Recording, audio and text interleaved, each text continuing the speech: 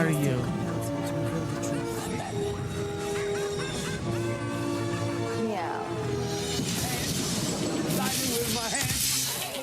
Warning. Check, DC 1, 2, RMD check. contains Hey, adult language and hey. discussions. If you're easily offended, do not continue to listen. Awesome. Oh, sorry. That's your signal. That means we have to go now. Superman, thank God. I mean, the lights were on out here. Superman's bad. Destroy Superman. Later.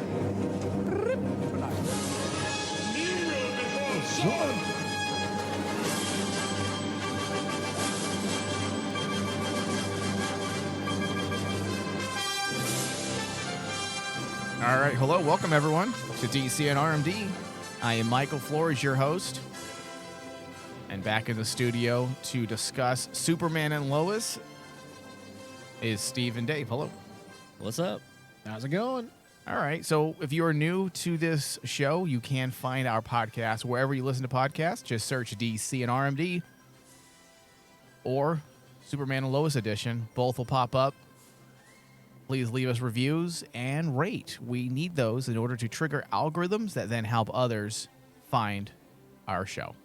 All right, so today we're here to discuss Season 2, Episode 4, titled The Inverse Method. What does that mean, you think, the inverse method? As you said, I didn't even notice the title, to be honest with you, when I watched the episode, and as you just said that out loud, I can't, for the life of me...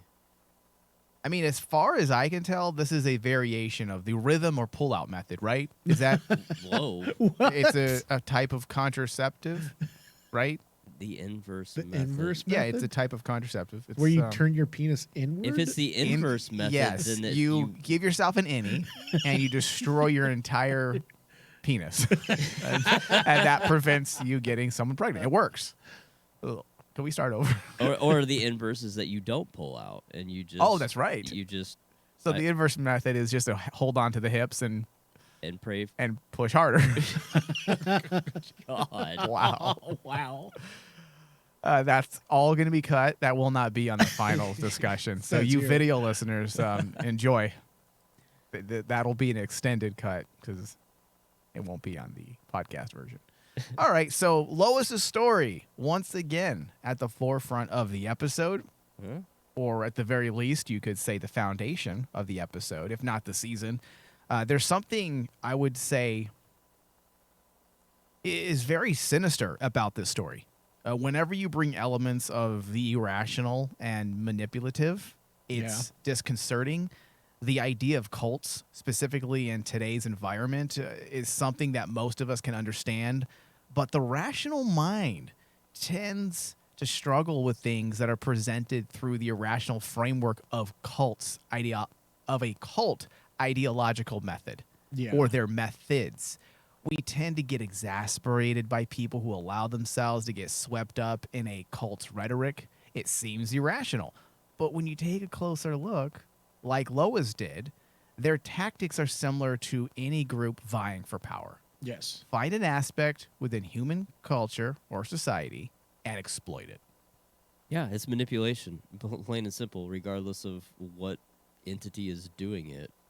Religion, cult, whatever. What I found interesting, regardless of what's going on in today's society, is that we know that there were people involved in that cult that were on Smallville, and for them to now on the CW, It seems weird, doesn't it? It feels a little purposeful. Yeah, but man, what a weird backhanded kind of slight. I think it's double. I think it's like twofold because I also picked up on that. It seems very intentional because you just had this entire thing with various Smallville actors. It was a major headline that they got swept up into a sex cult. One of them, Allison Mack, is going to prison for 3 years for her for her crimes against women and others that were in that cult. So it does feel like they are trying to distance themselves. Like, hey, we're doing a Superman show. That was a Superman show. We have a little bit of responsibility to say no to cults. But also, besides that, in the way of social commentary, we see cult-like mentalities all around us in today's world. Tribalism, to some degree, plays a big part in cult ideology. Oh yeah, that's what I was going to say. Take it even further. The idea of tribalism is very Coming back with vengeance. yes. Yeah. Thanks, Zuckerberg, you fuck. So placing the victims in positions that could be defined as you versus them, that's something that cults do. And that is something that is being done within the writing of the episode. And that's why I really enjoyed what they were doing with this episode, because how often do you get a show on the CW that can effectively wade through social commentary in an adult fashion as opposed to a very immature adolescent fashion, which is what we get a lot in the CW. It's very childish politics seen through a lens of naivety, whereas this, they're actually delving into social commentary, dealing with the ideas of cults tearing apart families, neighbors turn against each other, and the fact that they're delving into this with zero fucks gives me a lot of faith in this writing team, that they're willing to go the distance and bring in the relevant aspects of society and bring that into their show and use that as a way to flesh out meaning or give meaning to their story. I can only speak for the CW shows as it relates to all the superhero stuff. Yeah. I haven't watched some of the other shows that you guys have in the past and covered, but for me, it's a very earnest take on it, and it's not campy. Everything that they're doing is on the up and up in that regard. In a lot of the subject matters that they're touching on or the topics, which is a rarity on the CW, yeah. and is being done the right way, because we've had a few very in-your-face, socially relevant episodes within the Arrowverse. Arrow themselves tackled some issues on gun violence, and it was the worst episode I've ever watched, because they couldn't even definitively, they were so afraid to make a point. Whether they be pro-gun or anti-gun, they couldn't even make an argument because they were afraid to. So they just went right in the center, and they gave us this odd episode where some people liked guns, some people didn't. They had a few debates with each other within, Team Arrow's cave, and it felt so fucking insincere. But that's how a lot of the CW shows handle politics. It's either extremely one-sided and naive, or it's very cautious. And it's almost as if they're walking on eggshells. On eggshells, yeah. So I'm actually excited to see where they take this, especially since we know the actor that plays Lois can act her ass off. So to give her something this emotionally taxing, like dealing with family trauma like this and family drama, I think we're in for a really good season, at least when it comes to her storyline. Even that, I guess we can call her a cult leader at this point. She very much fits the bill of a cult leader, but I don't know about you guys, but the way that she is portraying the character, the actress, the way she's portraying the character that she's playing, it makes you want to just hit that bitch with a brick across her face, right? Well, that's the thing. People like that tend to actually be very smarmy and smug. She's smug as fuck. There's just something weird that basically attracts people to that. I mean, if you look at history and look at all the famous cult leaders, as an outsider looking in, we look at those people and go, "My God, they're detestable." Yeah, but people, for some strange reason, it just it hits a certain. There are certain examples where I think that doesn't hold true, where they're not necessarily she felt like the person, and we even saw it, right? But she feels like the person that shows up to a hotel conference room to hawk their book on how to live better, like Tony Robbins. Yeah. But way more slimy about it than Tony Robbins. And not that I wouldn't want to hit him in the face with a brick either, but you know what I mean? Like, she was just really, really icky about it. Yeah, squecky. Yeah, it was uncomfortable. Yeah, very. It was a decent way to sell the idea of this cult leader. And that's why I said that it's very disconcerting. The tone fit and shifted. Anytime they were dealing with the cult, specifically the new actor, what was her name? Allie. The character, I should say. Allie Alston. Allie Alston, like, whenever she entered the scene, there was just this tone that definitely matched within the scene. So I really did like it. The only thing I question is Chrissy Beppo. She can't possibly really be turning on Lois. That seems a bit weird, and I wonder if this was their plan all along. In order to get the facts, they've got to make it look real. I don't know, man. I'm buying it. I think she's getting sucked in hook, line, and sinker. Well, especially since, like this episode, one of the themes of this episode was all the characters keeping secrets and it coming back to haunt them. And Lois has kept so many secrets, especially from Chrissy, that now they're coming. Yeah, and we're planting more secrets left and right in this episode. But you have to remember something that the writers do constantly on the show is they present an idea, and we, as the audience, think that's what they're doing, and then they subvert. 2 or 3 episodes later, we're like, oh, okay. So I don't necessarily think Chrissy Beppo is turning to the dark side. I don't think she'll turn to the dark side. I think she'll. I think this is part of their plan. She's got some dough. Lois is too smart. She's too smart to get caught up in that video feed. Come on, and plus, she didn't know what was up. It's gonna turn. It's gonna end up. We're gonna end up finding out that she was aware of what was going down. And plus, Chrissy, that whole don't idea doubt of Lois. I don't doubt Lois. That whole idea that Chrissy's gonna turn to the dark side, that to me is what you would expect out of a CW show. And now, because of how the writing has gone for Superman Lois, I've removed that part of me and basically said, no, we're going to see this through. I know by the next episode, they're probably going to subvert my expectations, change things up. I'm hopeful that that's the case, but she just has such a doe-eyed look in her eyes in almost every scene that she's in. Because you expect... I think that's just the actor. Yeah, I think that's what you... I'm not saying it. I'm just like... But I think that's what I want you to be really... What would you call it? Doe-eyed? Yeah. Okay, in this scene, I want you to be really doe-eyed. Okay, perfect. I wasn't doing anything. Oh, well... Still perfect. Yeah. Keep doing. But I think that Shaun of the Dead when they're telling the mom to act dead like a zombie. Yeah. Oh, perfect. Perfect. But I think that that's what we expect as the audience because we see Chrissy, and for most of the part, we just know her to be a bit ditzy. So this is, I want to believe that basically the writers are playing with our expectations of that character. And then by the next episode, we're going, nope, we're going to subvert it. Well, here we go. Maybe this is where she becomes the monkey, like in the comic books.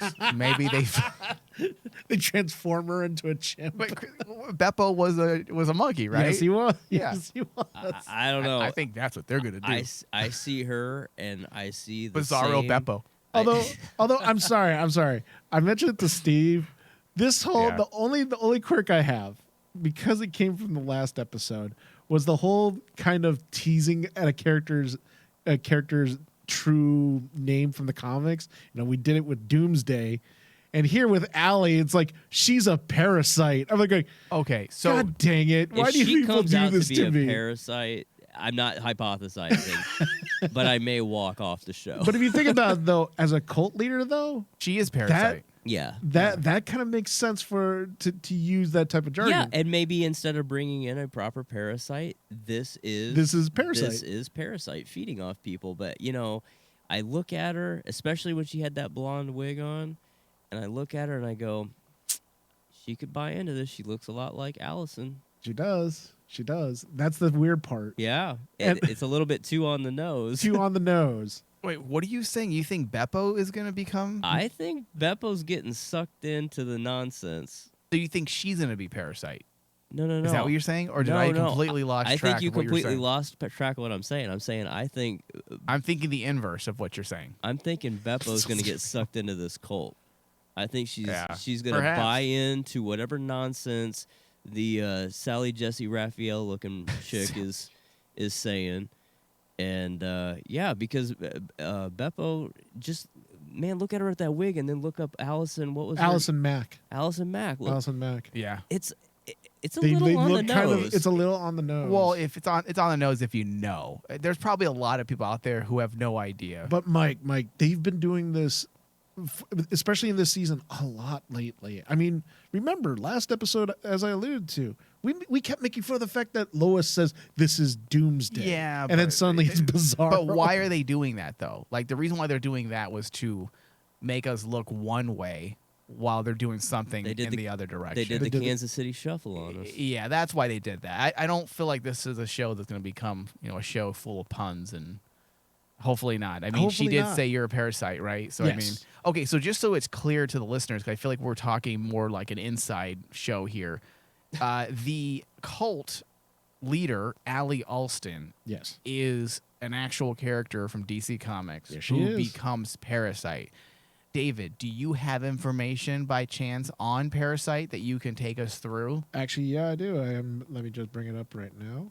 Okay, yeah. So I was surprised There you because I'm not a Parasite person, meaning I really don't know much about this character. I had thought Parasite was a male. Oh yeah, the original Parasite. His name is Okay, so Rudy there's, something. there's other Parasites. Yeah. Giuliani? I forgot what his name, but I know it's Rudy something. The Unmasked Singer.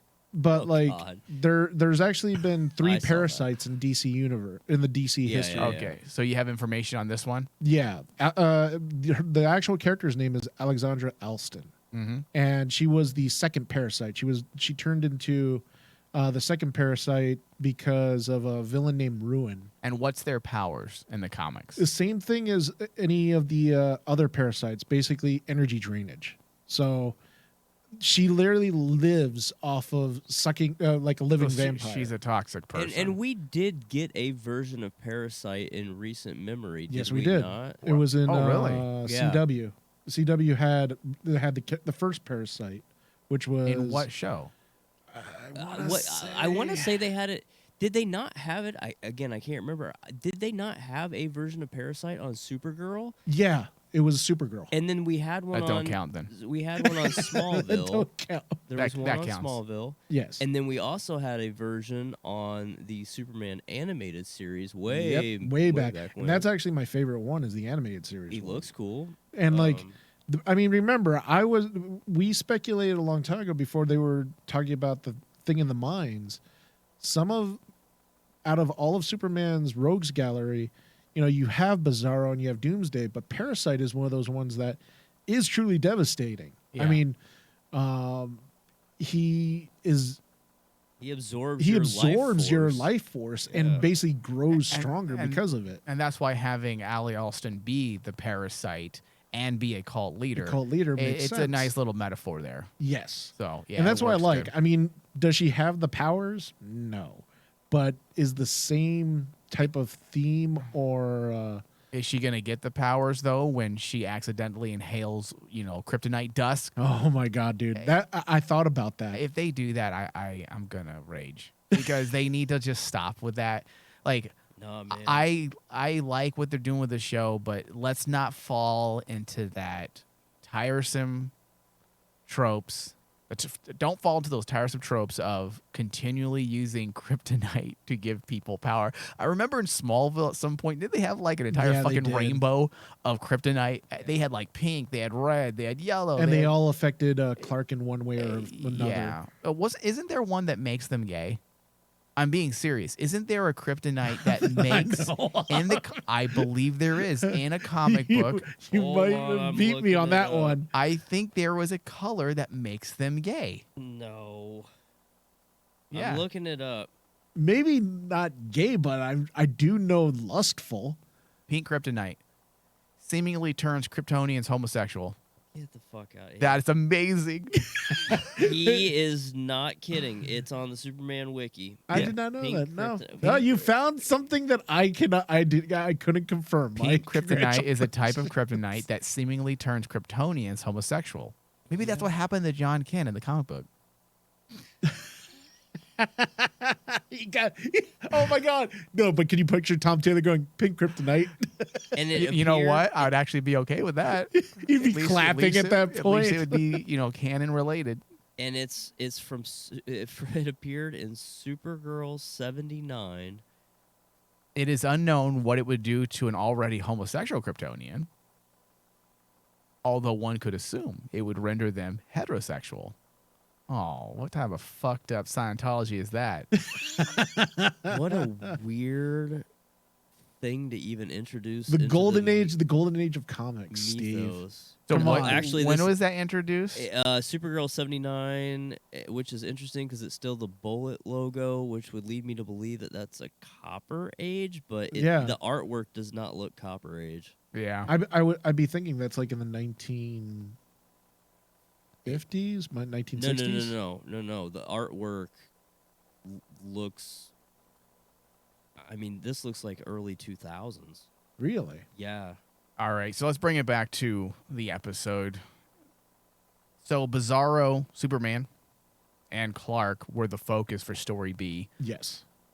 Bizarro Superman seems to be as confused by what's happening as Clark, so he doesn't necessarily have an agenda. It almost feels like he was pulled here or awoken. Yes. I really do think that they're going to dive into the multiverse with Superman and Lois. Yeah. Because I think that's where Bizarro came from. Especially with the name, when they basically have alluded that all the stories that have intertwined have alluded to a fact that everyone is seeing like a opposite of themselves, a inverse universe that they're seeing. Inverse method. So Grab the hips and thrust it would harder. make sense. It would make sense them diving into the multiverse and say, "Oh yeah, Bizarro World." They're going to probably introduce Bizarro World as the inverse universe. Well, we'll see. Yeah, what was that? I don't know if you had notes there, Mike, but did they ever even explain the little medallion that he flew? That's what I was going to ask you guys. That's still a mystery. We know that something drove him to the ruins of the Fortress of Solitude, where he unearthed a necklace that appears to be some type of tech, maybe. But then I read a blog, and tell me if I'm wrong, because it looked like he was using his ray strength, or his, what's it called, his laser eyes. What's the actual terminology? I can't believe I'm forgetting. Heat vision? Heat vision. Thank you. He was using his heat vision to unearth this device that somehow he knew was there. It maybe called to him, or maybe he put it there at some point. Who knows? But there was a blog that posted that he created it. I thought that he made. I'm like, is this guy watching the same TV We show? literally or watched did I watched him unbury it. Okay, all right. So I am not being. I'm not crazy here. No, you're not being No. crazy. Okay, because there's a blog from that dumb site winteriscoming.net. I wonder that what they must says have that- been seeing. Here, give Maybe- me a second. I'll pull it up. Maybe that guy got some of the black kryptonite. That makes you a dummy, Okay, right? we see Bizarro with a necklace he made out of his own breath. That's what the blog says. No. Okay, so he uses heat vision to. Unearth it. If this person wasn't watching the show, because heat vision looks very different than breath. Yes. Yeah, we saw breath get used in this episode. Well, remember, Bizarro's supposed to have the opposites of Superman. So So- instead of ice breath, he has heat breath. And ice vision. So, David, Yes. I'm wondering if he has been on this planet before at some point. Like, maybe he's from a different time as well, not just a different parallel universe. Perhaps his universe, time is ahead by 200, 300 years. Who knows? Maybe he came here before, crossed over, got put away under the ground somehow. I mean, there's got to be a reason why he was in that suit. Exactly. And he was obviously asleep for years, unless a portal opened up underground, which is retarded. I shouldn't use the word retarded. I apologize. Bizarro angry. Yes. It's Bizarro Mike right now, and I used an inappropriate word. I mean, Well, so he does have, a necklace in the comics. Yeah. But it's not. it's not what they were Usually doing. It says Bizarro #1. Yeah, it says Bizarro number Yeah, 1 on yeah. it, which is freaking amazing. And a lot of people have been saying, "Oh, that the necklace is a stand-in for the famous sign." Well, yes, of course it is, but also it has a relevance. It has relevance to the plot. Yes. I mean, obviously, that's the reason why they made it a point to show us fly to where the Fortress of Solitude was. So there is a deeper connection there, and maybe he knows what the Fortress of Solitude is just because he could kind of get into the mind of Clark. As we see, they keep seeing each other's thoughts and memories. So Well, I'm sure it's only a matter of time before we figure out exactly what he's about, because they can't keep doing this for much longer. We've already been given 3 episodes of him flying away, but the only thing is that now the stakes have risen. They're no longer going to try to talk to him because he took out 2 people. Yes. And also, on top of that, This Bizarro is not like the comics were. In the comics, he's pictured as very dim-witted. Mm-hmm. There's something behind this Bizarro's thinking that's actually he's not dumb. He just seems more undead than anything. Yeah. And very angry. But again, in his world, if it is an alternate universe, it wouldn't be the Fortress of Solitude. It'd be the cemetery. I forgot what it's called. Graveyard of Solitude. Graveyard of Solitude. That doesn't make sense. It should be the graveyard of camaraderie, the opposite of solitude. No, you're right. You are way too intelligent for comic book writers, obviously. Just joking. Bizarro number 1. Okay, so there was a listener that tweeted us about our show. Oh, wow. Darren McQueen. He writes, a guy I know played Bizarro's dialogue backward, and it sounds like he's saying, leave me alone during their fight and home when he's in the fortress. Well, it would be it would make sense because if Bizarro is, Bizarro, instead of actually using the Bizarro speak that we expect in comics, just reverse it. He reverses it and basically speaks backwards. And also, you want to be careful with the whole backward speak because in DC canon, that's also a type of magic. So I like that they are doing something like this. If they are just simply doing the whole backward speech thing, that actually works a little bit better with all of the different other backward speaking we have, right, Dave? Yes. In DC, it would just get so it'd be so convoluted because if they ever introduce Zatanna into, the Arrowverse or what's left of it, it would feel a little weird. Well, here's the thing, Mike. I actually thought about this idea in my brain after watching this and thinking he's not Zatanna. No. But the whole backward speaking thing, it's very. I hope I can say the character's name right because he's one of my favorite Superman villains, but it's Mr. Mixaplix. Yeah. Yeah. And I was thinking to myself, you know what? We've been saying that we want to see a villain show up, and we've been tossing around names like Brainiac, and Zod. They many times throughout Superman history have been connected in issues. Yes. So and to your point, Mike, that we do not know what brought Bizarro here, and if they do make it more mystical, And so his medallion that he picked medallion he picked up is kind of diamond shaped. It's got some purplish green to it, Purple and that's nurple. what I was thinking was Mr. Mixoplitlick. Yeah, Mixoplitlick. Yeah, Well, give me him. If we're going the undead route, then there's got to be some type of magic involved, right? Yeah. So could this be the doorway into a broader universe as Arrowverse is dying on the vine? Exactly, and that's why I was going, well, dying. It's been dead. It's already shriveled. Yeah, fair enough. It's like, but we've mentioned it several times last season and even this season. We're long past the point in this show, in the entire thing combined, where they have got to come out and be very definitive and clear.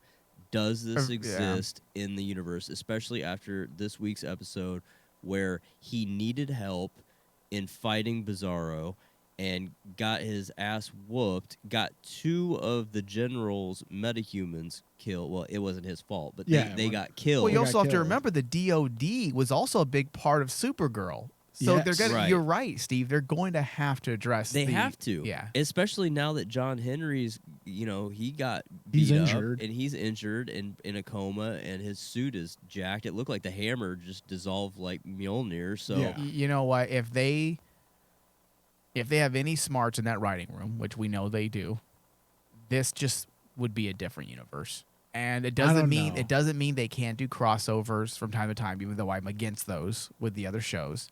But it doesn't mean they can't. They can still do crossovers because of the parallel universes. But this just needs to be its own thing. I agree. It's too convoluted. A lot of people on these blogs, they keep getting so frustrated as well, saying, well, is this the Arrowverse? Because it doesn't really make sense based on this. Right, and so then we're not alone. They use the Crisis continually, the Crisis crossover, as a way to explain why things don't fit. Well, no, not only that. It even got even more confusing because when they made the announcement that they're releasing the comics, and Superman and Lois is tied to the CW comic.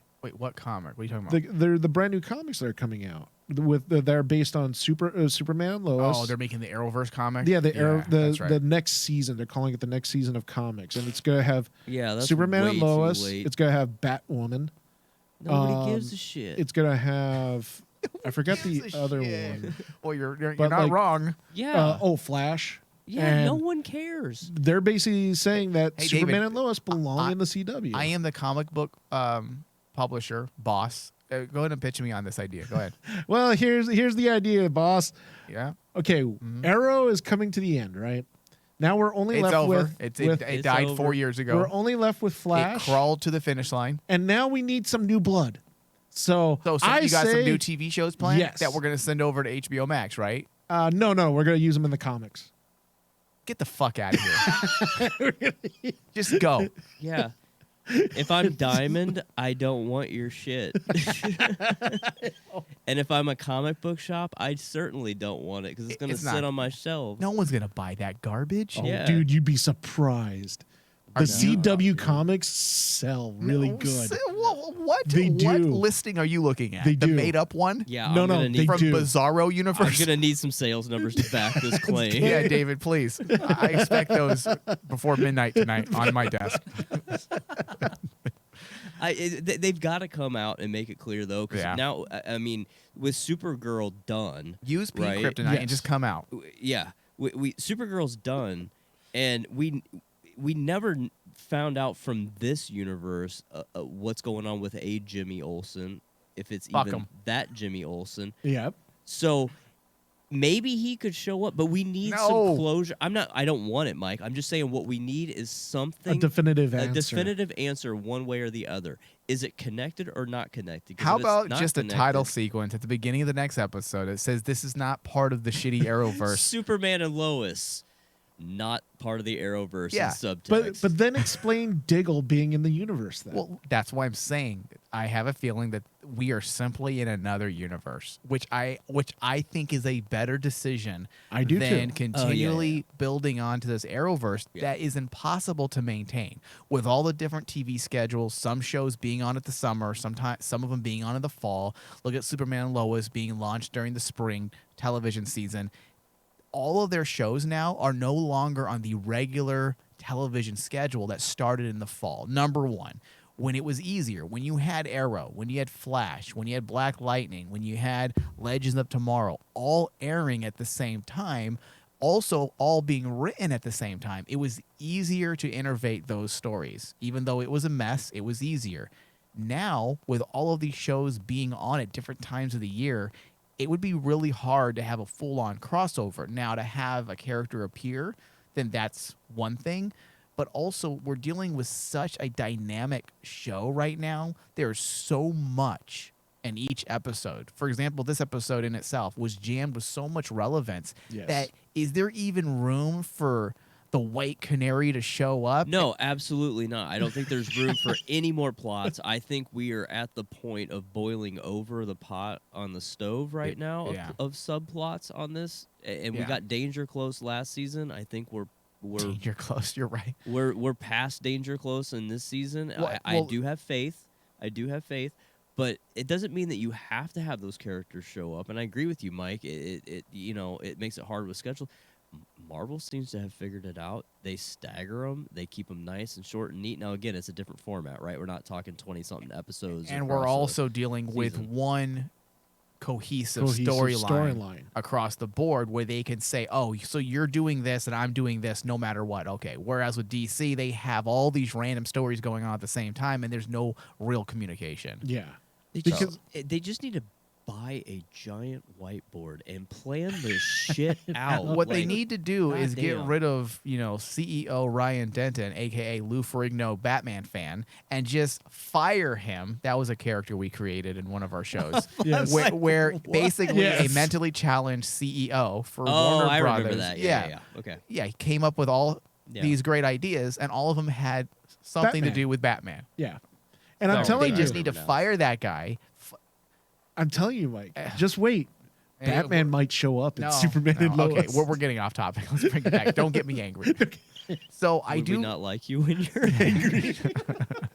All right, so let's bring it back to what you were touching on a bit, Steve, that you were trying to use for your point about all the different things we already have going on. Mm-hmm. I do like the complicated dynamics this season between the DoD and Superman. I think a lot of people had figured, due to the Superman of America, that that Lieutenant Anderson was going to be a villain. I didn't personally think that. I felt like he was going to be more of an obstacle. And as it turns out, it does, in fact, look to be that way. I like what they're doing with Superman and the DoD, because in various comic book storylines, he's usually at odds with the DoD. Oh, yeah. He's not a company man. He's not a government man. He has never been, really, unless you're talking about the 1930s, 1940s comic strips where he was an American soldier, essentially. And Truth, justice, and the American way. Or Red Son. And, he got into racial rhetoric against the Japans? Is that what I just said? The Japanese folk. So I actually like that they're doing this. It's very intricate this season with both of their stories, with Lois's story and Superman's. It's very political in its own way, socio-political. Yeah. So, but the good thing though is like they're not making it overly complicated. That makes us, as the audience, scratch our heads or even hurt our heads. It's just a lot going on where I started to get a little frustrated. Was with Jordan's situation with Grandpa. Actually, that one I kind of dig, though. I'm not saying I don't dig it, but what I'm saying is we just spent several episodes on secrecy, and this episode again continues that theme of secrets and the problems secrets can cause, particularly in this family and the situation they're in. And you would think, like, look, I get it. They're both kids. They're going to make mistakes. They're going to make the same mistakes multiple times. That's how you learn as a human being. You got to fall down a few times. But what secrets can cost us as a family. And then you're going to turn around and you're going to secretly have Grandpa train you to use your powers instead of going to your dad, who said, if you have questions, just come talk to me. Think about it, and then for his grandpa to do that. But think about this. Think about like this on Jordan's part. This, the beginning of the season, he's been told, don't keep secrets, especially from last season, right? But then, when he wants to tell the truth to someone, his dad turns around, no, don't do that. I know. I'll give it a year. Let's give it a year he's getting and mixed take it messages. there. I get it. But of all the people in this damn family that should know better, I guess his whole career was based on secrets, being the head of the DoD. Well, we're also assuming this is going to be a secret. Yeah. We're assuming it's going to be a secret. It didn't feel like it was hush, hush, no one say a word. I don't understand how you're going to sneak off all the time with Grandpa. That's what I'm saying. I don't think it's going to be a secret. I don't think it's going to be a secret I think either. he's talking to the grandpa about it because of what happened in the episode where he ended up helping him and even gave him some advice on how to save people. And but you also got the rationale of both the grandfather and the son, I don't feel like they're viewing it as being deceptive. I think they're viewing it as Clark needs help. Something serious is happening to him. And based on everything we have seen last season, when he struggled when he fought against Tal-Rho, and Steel is now out of commission. He's in a coma. The only person left is his son, and I feel like his son is doing the superhero thing. I don't think it's a secret. I think it's like, this is my responsibility, and I think that was the whole point of him using his super breath to create that that moment where he saves the day, because he is feeling now that sense of responsibility. Right, and that's I agree with that. But how do you think that's going to play with Lois when she finds out that Dad's been sitting there? Oh, Mama Bear's going to kill him. She's too busy with her hot sister, so and they're gonna end up scissoring. But the thing about the thing I like, cult taught you, the thing I like about Jordan going to his grandfather is he's tried to get help from his dad, and his dad kind of like is also trying to find that happy medium, and he also looks at his mom. Where when the boys are in trouble, Mama Bear comes out and we see Lois literally scare Clark. She scares all of them with all of them. Yeah. And the only person that Jordan can turn to at this point is his grandfather. And that's what I kind of dig about it, is because it brings that family dynamic even more And in a lot of in there. families, it's a very common dynamic. It's a very where common dynamic. Grandpa and grandma will just spoil the kids, or whatever mommy and daddy said. We'll do it different here. Or yeah, when you or come like visit. even like for some people, their grandparents are their best friends. Yeah. So Yeah. that's what I hope is going to happen. Is you're going to see this dynamic, especially for like General Lane. He's very estranged from Lois and Clark. They're not really a family. Hey, we're happy together, and it's I obvious think they fixed that last year. they fixed it. But remember, it's not going to automatically heal overnight. But he has this opportunity to be closer to his grandsons. And I think that's what we're going to see with his storyline. I agree. Like he's going to say, especially with that last episode where he talks about Lois and his other daughter Lucy, and feels like he failed them. Mm-hmm. As a grandparent, he's going to probably say, "I might have failed them, but I'm not going to fail my grandsons." Right. I have an opportunity here to vindicate myself for these past sins. Yeah. Which Which is what you would see in a grandparent type of story. Also, when you're looking at the writing of last season, where do you take a story? When his story was about, as you said, David, kind of reconciling with his kids, at least with Lois, and then you see, the issues he's having with Lucy and not wanting to take sides necessarily. Exactly. And where do you go with his story now? And you're absolutely right. I agree with you. Like, this is his chance, this is a second chance to do it right, to build up a relationship with the kids and be more closer to family, which is the reason why he retired as well. So I thought it was to play golf. to me, this feels like a very fitting storyline for him. We'll see how it turns out. It might end up slipping into the melodramatic. Hopefully it does not, because I do agree with Steve's thoughts about, secrets and... Was that you, Steve, or is that and all of that? It does somewhat fit into the theme, so maybe we should wait and see in a couple episodes how exactly this secret will work into the idea of keeping secrets, which I think most of us can agree that was definitely a big part of the first two episodes, that theme that they were setting down. So we'll see where that goes. John Kent is also falling into some hard times. That's the storyline that I'm thinking is where we're going to see the melodrama. I'll be honest with you. It's that one as well as the Lana stuff. But when it comes to the John stuff, I'm not quite sure what type of longevity it has. A story arc like this has. You can't possibly do this for the entire season. No, you can't. I think what it affords you is an ability to show that too many people, I hope, unless they again go the Smallville route, it can afford them the opportunity to say, look, a lot of people got their hands on this kryptonite, and we've got to figure out a way to get rid of it because these kids are dusting themselves. Yeah. And that's not a good thing. Now, if it brings out his powers or brings him powers that we don't know he has yet, that could be interesting. That could also help. It'd be one hell of a way to get them. Because who knows what the adverse side effects are going to be for him. Exactly. But I don't think that this is going to be...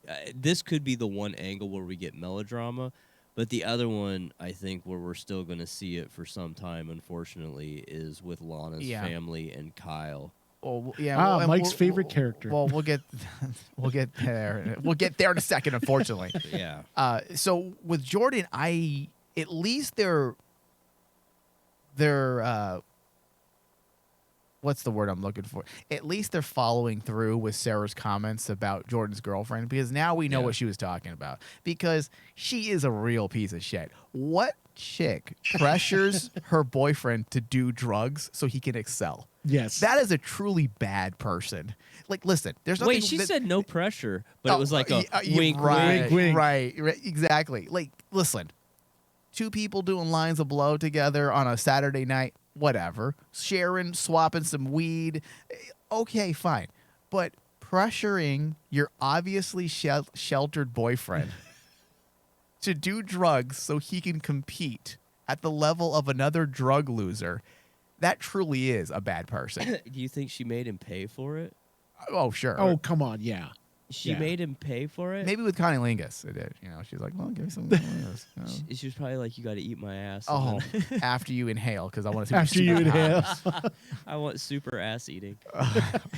All right, so let's take it to Kyle. Unfortunately, the Lana storyline felt.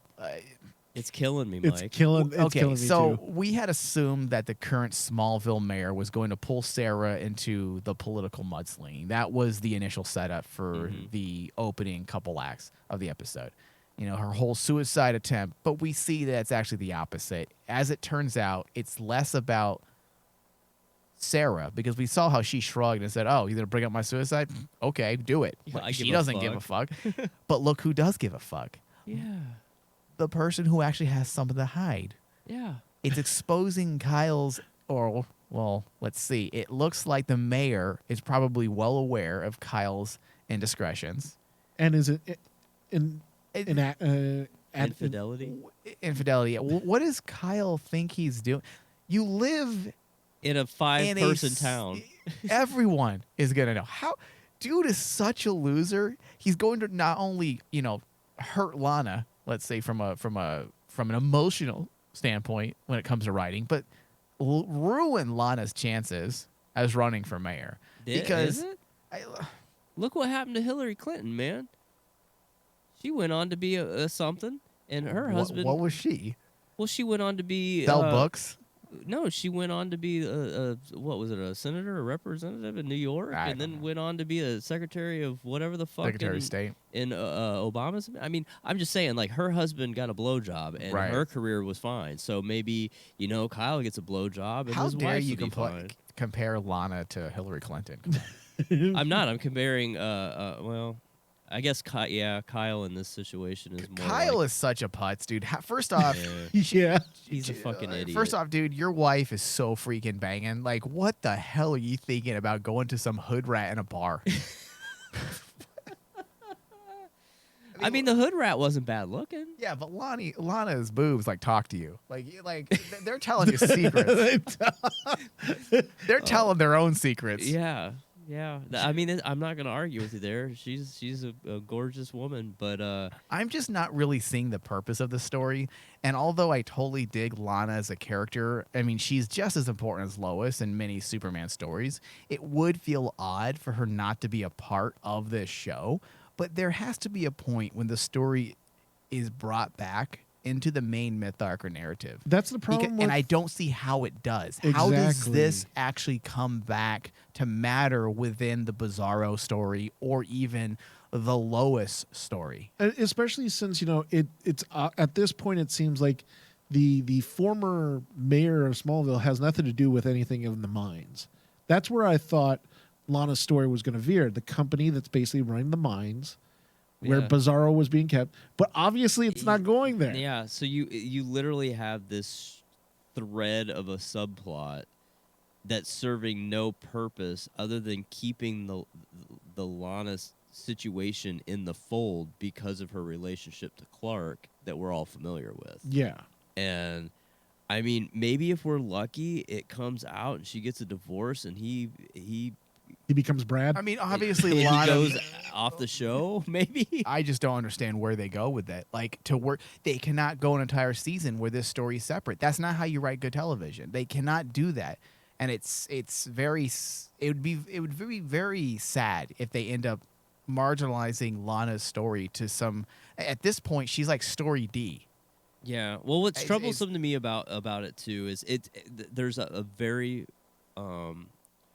grounded sense of reality in how he's behaving as clearly a former alcoholic and a cheater on his wife. And so his behavior is not surprising, even when it comes towards his children, right? Yeah. So you had one kid that tried to commit suicide, and she seems to be on the right path. She seems to be doing better than you could have done. But you have a younger daughter who we rarely ever see. Yes. And I mean, maybe it's because of child They have acting another laws. daughter? Yeah. Yes. I'm just. And so, like, bro, you're a husband and a father, and your number one priority is taking care of your family. And one of your daughters almost killed herself, And another even though daughter. she's doing well, I don't think you need to be a helicopter parent. But what you can't be is what you're doing now. Or else you might as well be Rue's mom in fucking Euphoria, who's never around, and look what happened to fucking Rue. Well, now we know why he wasn't able to fix the car for 2 or 3 years. It's because he's been out cheating. Yeah. He's like, honey, I'm going to go work in the garage. I'm going to go out to Otisburg. Yeah, but what's happening to the younger daughter? Nobody's keeping an eye on her. I know, dude. And I'm That's just the like, one thing So that... what did you get done on the car, honey? I worked on the headlights. You know what I mean? That's Weak. and the tailpipe. Woo.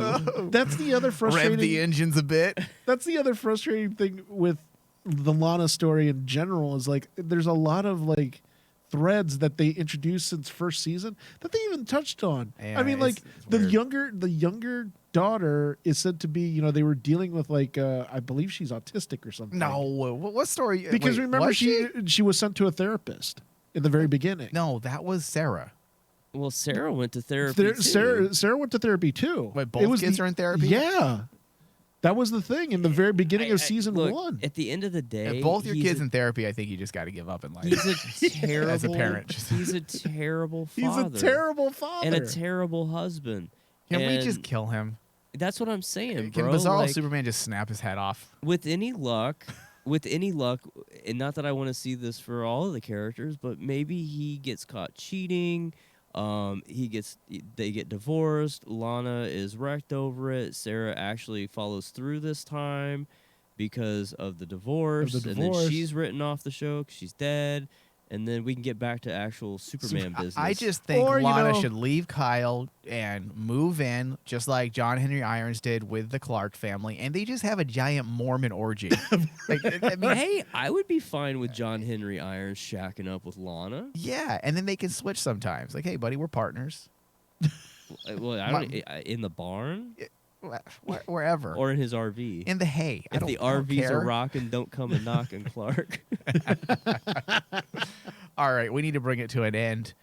Final thoughts. I enjoyed the episode. There are some little minor issues. The Lana storyline is really pulling it down for me, and not because it has anything to do with her. Right. She's interesting. I just would like to see her story be more relevant to the main story as opposed to this weird story that, honestly, do we really want parallel stories running along this much focus? The show's called Superman and Lois. It should be a Superman and Lois dual narrative, not a quadruple narrative. Just spin off Kyle and Lana. Yeah, all these characters should just be there to support Lois's story and support Clark's story. Yep. Just keep it simple. So I'm going to give this episode an 82% on the RMD score. David, what about you? The Lana stuff actually brought it a lot down for me too. Yeah. I'm going to be a little harsher on it because it's the whole angle with that family was it felt like they were going to do a parallel of them and the Kents, Right. which made sense. But now it's like they have nothing to do with the Kents. We don't know where they're going. They're kind of floating in the wind. They have a character who's missing. And I was a little bummed out about this episode because of that. I brought it down to a 78. Okay. Yeah, Well, it just feels like they're struggling Yeah. with that.